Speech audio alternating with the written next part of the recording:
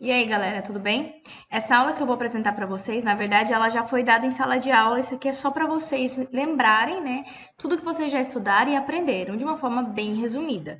Então, vamos falar um pouquinho sobre a espermatogênese. Bom, a espermatogênese é um processo de formação dos gametas masculinos, que são os espermatozoides, e eles são produzidos aonde? Nos testículos. Tá? E quais são as células que dão origem a eles? As espermatogônias, células germinativas precursoras da formação dos espermatozoides são as espermatogônias. Portanto, espermatogônias são 2Ns e espermatozoides são haploides, são N. E lembra que eles passam por um processo de divisão meiótica, tá? Então, eles são produzidos nos testículos. Mas o que mais tem no sistema reprodutor masculino? Aqui tem a foto, por exemplo, de um boi, né? Mas poderia ser, por exemplo, um humano, coisa parecida. O que nós temos? Nós temos os testículos, que são as gônadas masculinas, né, onde se produzem os espermatozoides e produção de hormônios, né, testosterona e a inibina. Nós temos o epidídimo, que é o órgão de maturação espermática, tá ok? Então, nós vamos falar muito sobre isso na aula de fertilização, mas os espermatozoides que são produzidos no testículo, eles não têm capacidade fértil e nem móvel. Eles adquirem essa capacidade quando atravessam o epidídimo num processo chamado de maturação espermática. Nós temos os ductos, né? Os ductos condutores, que vão conduzir aqui o ducto deferente, que vai conduzir. E aqui passando, nós temos as glândulas, né? Nós temos a vesícula seminal, nós temos a próstata, né? E nós temos também as glândulas bulbouretrais em algumas espécies. O que as glândulas sexuais acessórias vão fazer? As glândulas sexuais, elas vão produzir substâncias, secreções que vão constituir o sêmen, tá certo? E culmina com o pênis, que é o órgão copulador, né? Tá ok? Então vamos falar do testículo especificamente. O testículo, ele é um órgão oval, na grande maioria das vezes, e aí ele é cortado, né? Ele é seccionado transversalmente, e aqui nós temos um corte histológico dos testículos. Nesse corte nós temos os túbulos seminíferos, que é onde acontece propriamente dita a espermatogênese, e o espaço intersticial, que é onde ficam as células de Leydig e outras células, como macrófagos, por exemplo, e passam os vasos sanguíneos. No tecido intersticial, então, é o tecido que fica entre os túbulos seminíferos, nós encontramos células de Leydig, que são essas células com um núcleo bem evidente, com um nucleolo bem marcado, né? E junto com as células de Leydig, nós também temos capilares sanguíneos, nós vamos ter vasos linfáticos, né? E nós temos também os macrófagos, entre outras células. E qual é a principal função da célula de Leydig que nós estudamos? Produção hormonal, principalmente de testosterona. Já dentro dos túbulos seminíferos, nós temos dois tipos de grupos celulares. Nós temos as células germinativas e nós temos as células de Sertoli, que são células somáticas. As células de Sertoli são aquelas células somáticas que vão envolver as células, as espermatogônias aqui, elas vão ficar entre as espermatogônias, tá? E vão exercer várias funções. Quais são as possíveis funções das células de Sertoli? Primeiro, que a gente aqui na figura, se a gente conseguir olhar, a gente só vê o núcleo da célula de Sertoli bem evidente, ó. Normalmente de aspecto piramidal ou um pouco ovalado, tá? Aqui. E o que aqui tem um mais ovalado. Esse núcleo de célula de Sertoli, mas é o citoplasma, professora, não dá para ver. Não, porque o citoplasma é o que ampara todas as células germinativas. Então nós temos que a célula de Sertoli, ela tem função de suporte, porque ela dá sustentação a todas as células germinativas. E além disso, ela tem função de proteção, porque nós comentamos em sala de aula que a célula de Sertoli tem entre elas junções oclusivas.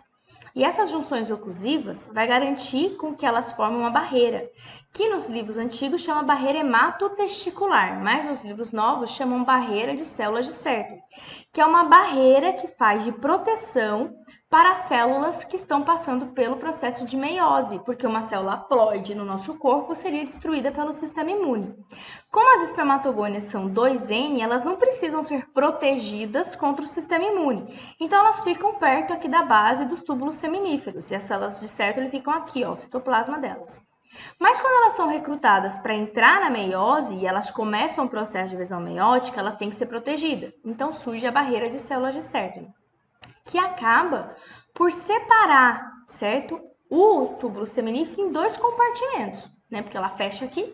Então, esse compartimento em amarelo aqui a gente chama de compartimento basal, que está em contato aqui com a membrana basal aqui dos túbulos seminíferos. E esse compartimento fechado aqui, que vai até a luz do lúmen, a gente chama de AD, por causa do lado, ó, AD luminal, que é o compartimento onde está acontecendo a meiose e tem que ser protegido do sistema imune, por isso que está em vermelhinho. Mas a célula de Sertoli também tem função do sincronismo da espermatogênese. Como assim? É graças a essas junções comunicantes que tem entre as células de Sertoli, porque elas não têm só junções de oclusão. São células de proteção, lembra das junções? Então, ela também tem junções comunicantes. E graças às junções comunicantes que as células de Sertoli têm entre elas e entre as células germinativas, elas controlam o processo da espermatogênese, elas direcionam. E também ajudam no processo de nutrição das células espermatogênicas. Por quê? Porque não tem vaso sanguíneo dentro do túbulo seminífero, porque senão o sistema imune ia atacar. Então, toda a nutrição vem via células de Sertoli. Além disso, as células de Sertoli também têm função de secreção. Por quê? O que nós falamos? Ela vai produzir hormônios. Ela vai produzir a inibina, que vai atuar no controle do ciclo, no controle hormonal da espermatogênese, e também vai produzir o ABP. Quem é o ABP? Proteína ligadora de andrógeno. A testosterona é um andrógeno. A testosterona é produzida pelas células de Leydig, lá no interstício. A célula de Sertoli, então, vai produzir o ABP, que vai reter um pouquinho dessa testosterona e puxar para dentro do túbulo seminífero para dar o start na meiose, na espermatogênese.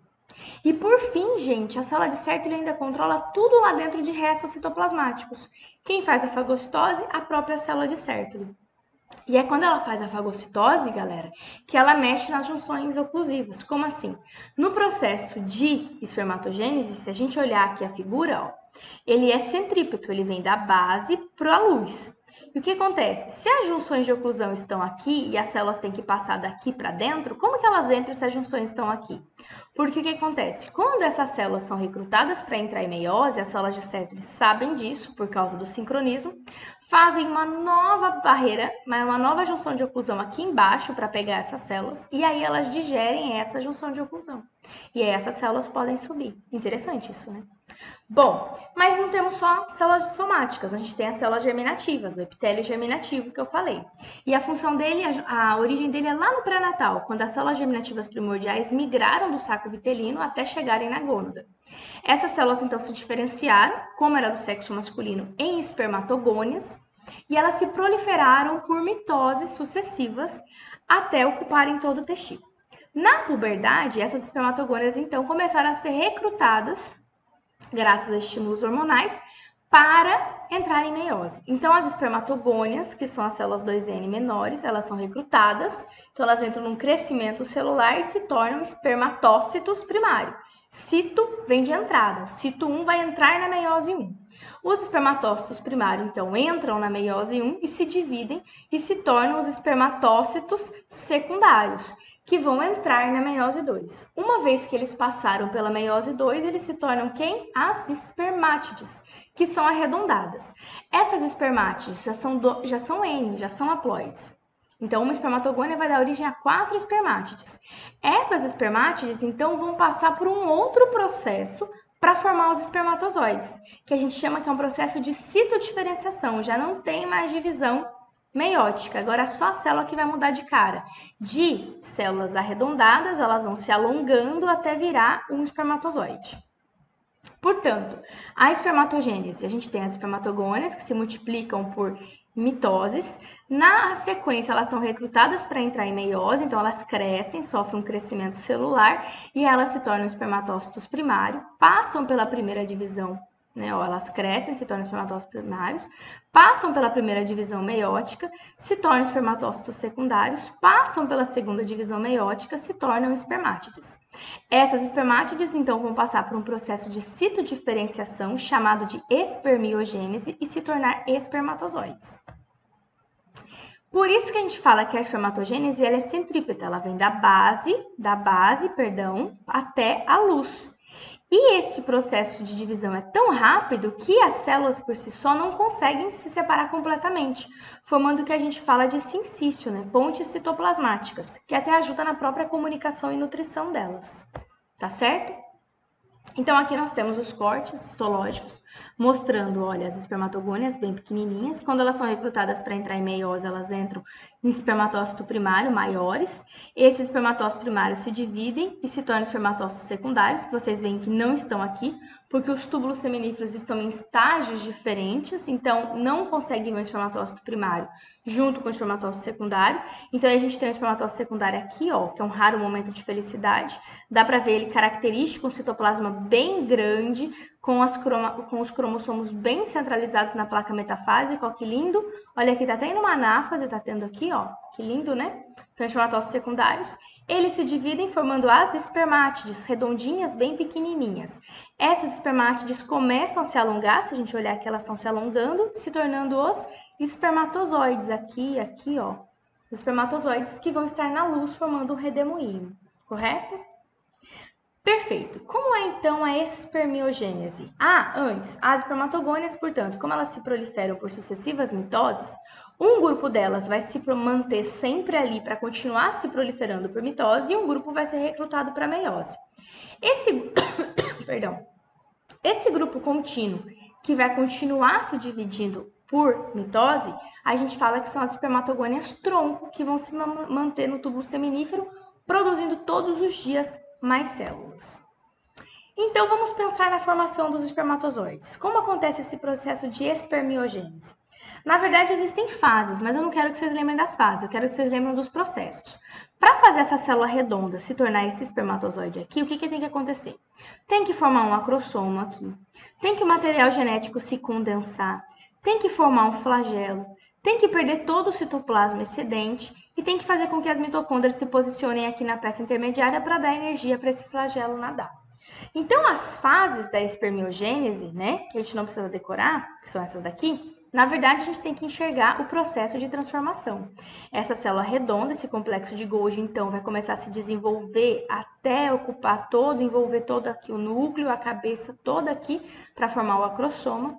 Este núcleo vai cada vez mais se condensar, ficar bem pequeno, para poder caber todo o material genético. As mitocôndrias vão migrando aqui para a base, para a peça intermediária, para ficar perto de um flagelo, que começa a se desenvolver graças aos centríolos, que formam um axonema aqui do flagelo. Vocês lembram do axonema? 9:2? Para dar um movimento. E o resto desse citoplasma que é excedente vai ser perdido como restos citoplasmáticos e digeridos pelas células de Sertoli, tá? Normalmente a espermatogênese, um ciclo espermatogênico é longo. Aqui até está um pouco defasado, mas, por exemplo, rato dura mais ou menos 64 dias, tá? Homem também, 64, 66 dias. Todo o ciclo espermatogênico, ele dura de 64 a 66 dias, no rato, no homem. Então, mais a liberação de espermatozoide é contínua. Por quê? Porque os túbulos seminíferos estão em fases diferentes do processo para que todo dia tenha espermatozoide sendo produzido. Olha que super interessante. Tudo certo? Então, gente, a gente se vê na ovogênese.